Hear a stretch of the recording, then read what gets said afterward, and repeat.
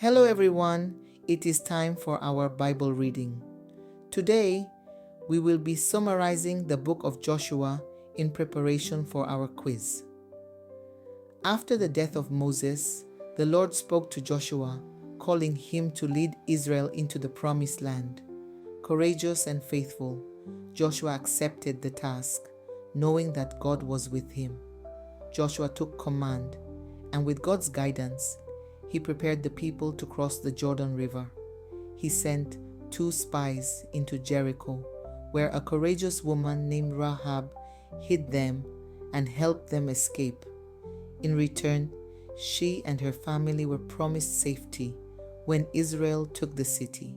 The Israelites witnessed a miracle as God parted the Jordan River just as he had done with the Red Sea. They crossed on dry land, a sign that God was with them, just as he had been with Moses. Before the great battle of Jericho, Joshua met a mysterious warrior, an angel of the Lord, who reaffirmed that God would lead the fight. The Israelites obeyed God's command, marching around Jericho for 7 days. On the 7th day, they gave a mighty shout, and the walls of Jericho crumbled before them. Israel was victorious, but not all would remain faithful. One man, Achan, disobeyed God's command and kept forbidden treasures from Jericho. His sin brought disaster upon Israel in battle. When confronted, Achan confessed, and he was judged according to God's law.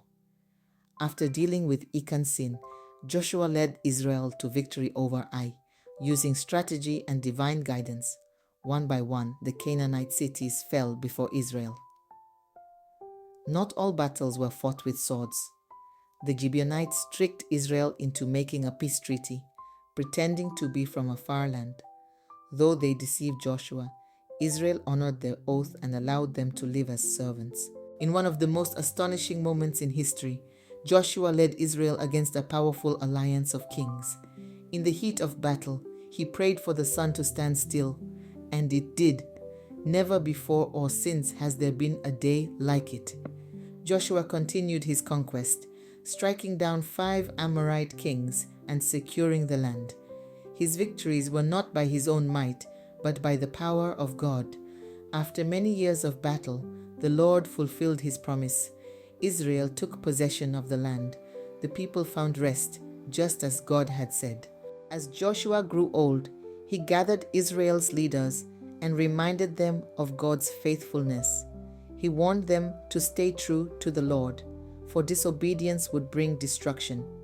He challenged them with these words, "Choose this day whom you will serve, but as for me and my house, we will serve the Lord." Joshua, the faithful servant of the Lord, died at 110 years old. Israel remained true to God as long as he and the elders lived, remembering all the great things the Lord had done. Next week, I will be testing your knowledge with quiz based on what we have learned from reading the book of Joshua. See you then.